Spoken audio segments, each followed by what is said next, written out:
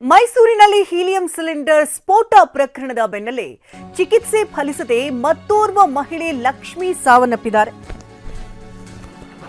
ಮೈಸೂರಿನಲ್ಲಿ ನಡೆದಂತ ದುರಂತದ ಬೆನ್ನಲ್ಲೇ ಲಕ್ಷ್ಮಿ ಸಾವನ್ನಪ್ಪಿದ್ದಾರೆ. ಬೆಂಗಳೂರು ಮೂಲದ ಲಕ್ಷ್ಮಿ ಕೊನೆಯುಸಿರೆಳೆದಿದ್ದಾರೆ. ಸಿಲಿಂಡರ್ ಸ್ಫೋಟದಿಂದ ಸಾವಿನ ಸಂಖ್ಯೆ ಇದೀಗ 3ಕ್ಕೇರಿದೆ. ಕುಟುಂಬದ ಜೊತೆ ಮೈಸೂರಿಗೆ ಬಂದಿರ್ತಾರೆ ಲಕ್ಷ್ಮಿ. ಕೆಆರ್ ಆಸ್ಪತ್ರೆಯಲ್ಲಿ ಚಿಕಿತ್ಸೆಯನ್ನ ನೀಡಲಾಗ್ತಾ ಇತ್ತು ಲಕ್ಷ್ಮಿಗೆ. ಆದರೆ ಚಿಕಿತ್ಸೆ ಫಲಿಸದೆ ಬೆಂಗಳೂರಿನ ಲಕ್ಷ್ಮಿ ಕೊನೆಯುಸಿರೆಳೆದಿದ್ದಾರೆ. ಇನ್ನು ತಾಯಿಯನ್ನ ಕಳೆದುಕೊಂಡಂತಹ ಪುಟ್ಟ ಕಂದಮ್ಮ ಅನಾಥವಾಗಿದೆ. ಆಕೆಯ ಮೂಕ ರೋದನೆ ನೋಡ್ತಾ ಇದ್ರೆ ಎಂಥವರಿಗೂ ಕೂಡ ಕರಳು ಕಿಚ್ಚು ಬರುತ್ತೆ. ಮೈಸೂರಿನಲ್ಲಿ ಅರಮನೆ ಸೌಂದರ್ಯವನ್ನ ಸವಿಯೋದಕ್ಕೆ ತನ್ನ ಮಗಳೊಂದಿಗೆ ಸಂಬಂಧಿಕರ ಮನೆಗೆ ಬಂದಿರ್ತಾಳೆ ಲಕ್ಷ್ಮಿ. ಇದೇ ಸಂದರ್ಭದಲ್ಲಿ ದುರ್ಘಟನೆ ನಡೆದು ಹೋಗಿ ಪ್ರಾಣ ಪಕ್ಷಿ ಹಾರಿ ಹೋಗಿದೆ. ಅಮ್ಮ ಮುಂದೆ ಹೋಯ್ತಿತ್ತು ಅಲ್ಲೇ ಬಸ್ ಸ್ಟ್ಯಾಂಡಿಗೆ. ಆಗ ಆಯ್ತು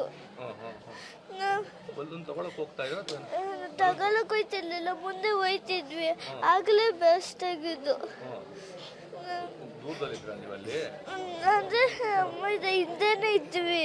ಅಲ್ಲಿ ಬ್ಲಾಸ್ಟ್ ಆದಾಗ ಓಡ್ ಬಂದ್ಬಿಟ್ವಿ. ನಮ್ಮಮ್ಮ ಆ ಕಡೆ ಹೋಯ್ತು ಅನ್ಕೊಂಡ್ವಿ, ಆದ್ರೆ ಬ್ಲಾಸ್ಟ್ ಆದಾಗ ಅಲ್ಲೇ ಬಿದ್ದಿತ್ತು. ಬೆಂಗಳೂರಿಂದ ಬಂದಿದ್ದ ನೀವು? ಅರಮನೆ ನೋಡಕ್ ಬಂದಿದ್ದೆ?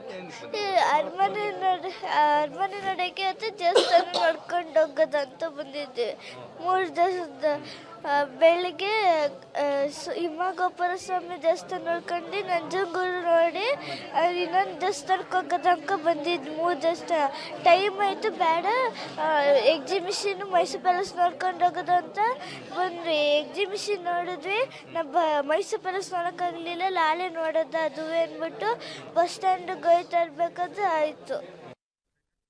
ಮೈಸೂರಿನ ಕೆಆರ್ ಆಸ್ಪತ್ರೆಯ ಶೆಡ್ನಲ್ಲಿ ಅಗ್ನಿ ಅವಘಡ ಸಂಭವಿಸಿದೆ. ಚಲುವಾಂಬ ವಾರ್ಡ್ನಲ್ಲಿ ಅಗ್ನಿ ಅವಘಡ ಸಂಭವಿಸಿದೆ. ಕಟ್ಟಡ ನವೀಕರಣಕ್ಕೆ ಅಂತ ವೆಲ್ಡಿಂಗ್ ಕೆಲಸವನ್ನ ಮಾಡ್ತಿರ್ತಾರೆ ಸಿಬ್ಬಂದಿ. ಇದೇ ಸಂದರ್ಭದಲ್ಲಿ ಬೆಂಕಿಯ ಕಿಡಿ ತಾಗಿ ಕೊಠಡಿಯಲ್ಲಿದ್ದಂತಹ ಹಾಸಿಗೆಗಳಿಗೂ ಬೆಂಕಿ ಹೊತ್ತುಕೊಂಡಿದೆ. 20ಕ್ಕೂ ಹೆಚ್ಚು ಕೊಠಡಿಯಲ್ಲಿದ್ದಂತಹ ಹಾಸಿಗೆಗಳು ಬೆಂಕಿಗೆ ಆಹುತಿಯಾಗಿದೆ.